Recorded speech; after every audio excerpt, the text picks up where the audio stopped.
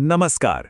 कभी सोचा है कि कोई भी महान चीज जैसे एक बड़ा सा घर या एक पूरा राज्य आखिर बनता कैसे है?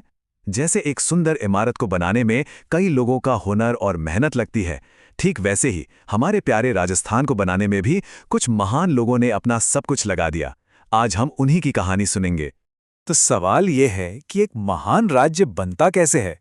क्या ये किसी बिल्डिंग की तरह है जहां कई हुनरमंद हाथ एक एक ईंट को बड़े प्यार और मेहनत से जोड़ते हैं? हाँ, बिल्कुल। ये कहानी कुछ ऐसी ही है। एक एक ईंट से एक शानदार इमारत बनाने की कहानी। आज की हमारी इस चर्चा में हम राजस्थान की इमारत बनाने वाले 4 महान लोगों से मिलेंगे। मोहनलाल सुखाड़िया, हरिभाऊ उपाध्याय, गोकुल भाई भट्ट और बलवंत सिंह मेहता। और आखिर में एक सवाल खुद से भी करेंगे। तो चलिए शुरू करते हैं ये सफर। तो हमारा पहला पड़ाव है राजस्थान के निर्माता। देखिए, ये सिर्फ कुछ नाम नहीं है, ये वो मजबूत नींव के पत्थर हैं जिन पर आज का हमारा आधुनिक राजस्थान शान से खड़ा है। आइए एक एक करके इन सभी की कहानी को जरा और करीब से जानते हैं। तो सबसे पहले बात करते हैं मोहनलाल सुखाड़िया जी की। वो इंसान जिन्होंने राजस्थान को एक मजबूत और स्थिर हाथ से संभाला। उन्हें एक बहुत ही खास नाम से जाना जाता है, आधुनिक राजस्थान का निर्माता। ये नाम ही अपने आप में उनकी पूरी कहानी कह देता है ना? जरा सोचिए, जब कोई नया नया राज्य बनता है तो उसे सबसे ज्यादा किस चीज की जरूरत होती है?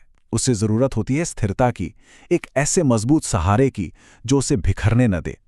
और सुखाड़िया जी ने राजस्थान को ठीक वही स्थिरता दी, वो भी पूरे 17 साल तक। जी हां, वो राजस्थान के सबसे लंबे समय तक मुख्यमंत्री रहे। आप कल्पना कीजिए कि एक जहाज है और उसका कप्तान 17 साल तक उसे हर तूफान से बचाकर सही दिशा में आगे ले जा रहा है। सुखाड़िया जी ने राजस्थान के लिए बिल्कुल वही भूमिका निभाई थी।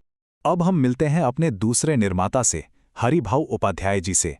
ये वो दूरदर्शी इंसान थे जिन्होंने राजस्थान की जमीन पर ज्ञान और शिक्षा के बीज बोए थे ताकि आने वाली पीढ़ी एक बेहतर भविष्य देख सके।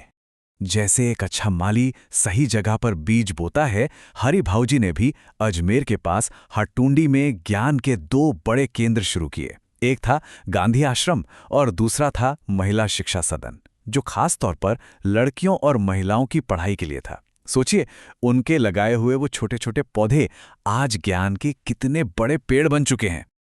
और बात यहीं खत्म नहीं होती। वो सिर्फ एक समाज सेवक ही नहीं, बल्कि एक बहुत काबिल नेता भी थे। हरिभाऊ जी अजमेर राज्य के पहले मुख्यमंत्री भी बने। इससे पता चलता है कि उनमें समाज सेवा का जज्बा भी था और शासन चलाने की काबिलियत भी। चलिए अब हमारे तीसरे निर्माता गोकुल भाई भट्ट जी को जानते हैं। इन्हें एक ऐसे मार्गदर्शक के तौर पर याद किया जाता है जिन्होंने हमेशा लोगों को सही रास्ता दिखाया। उन्हें एक बहुत बड़ी उपाधि मिली थी, राजस्थान का गांधी। अब इसका मतलब क्या हुआ? इसका मतलब है कि वो गांधी जी के दिखाए रास्ते पर चलते थे। जैसे एक कंपास हमेशा सही दिशा दिखाता है ना, ठीक वैसे ही गोकुल भाई भट्ट ने अपने कामों से समाज को हमेशा सेवा, सच्चाई और अच्छाई का रास्ता दिखाया। उनका जन्म सिरोही के एक छोटे से गांव हाथल में हुआ था और उनका सबसे बड़ा और जरूरी काम था 1939 में सिरोही प्रजामंडल की स्थापना करना। प्रजामंडल मतलब लोगों का समूह। ये एक ऐसा मंच था जिसने आम लोगों को अपनी आवाज उठाने की हिम्मत दी, उन्हें एकजुट किया। और अब हम मिलते हैं अपने चौथे और आखिरी निर्माता से, बलवंत सिंह मेहता जी से। इनकी कहानी पुल बनाने की है, लेकिन ये पुल ईंट और सीमेंट के नहीं थे।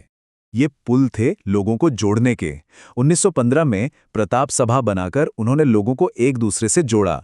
1938 में मेवाड़ प्रजामंडल बनाकर उन्होंने लोगों को उनके अधिकारों से जोड़ा। और 1943 में उदयपुर में वनवासी छात्रावास बनाकर उन्होंने बच्चों को शिक्षा से जोड़ा। उनका हर काम एक पुल की तरह था जो दूरियों को कम कर रहा था।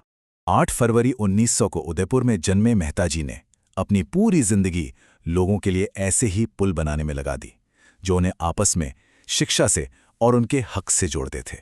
तो ये थी हमारे उन 4 महान निर्माताओं की कहानियां। इन सब की जिंदगी से एक बात तो साफ हो जाती है कि किसी भी महान इमारत को बनाने में लगी हर एक ईंट की अपनी एक अलग अहमियत होती है। हर ईंट जरूरी है। अगर हम आज के राजस्थान को एक इमारत की तरह देखें तो मोहनलाल सुखाड़िया की ईंट नेतृत्व की ईंट थी, हरिभाऊ उपाध्याय की ईंट शिक्षा की थी, गोकुल भाई भट्ट की ईंट नैतिकता और सही रास्ते की थी, और बलवंत सिंह मेहता की ईंट सशक्तिकरण की थी। इन सब ने मिलकर ही तो इतनी मजबूत नींव रखी। और अब ये कहानी हमें एक आखिरी और सबसे जरूरी सवाल पर ले आती है। इन महान लोगों ने तो अपनी अपनी ईंट लगा दी।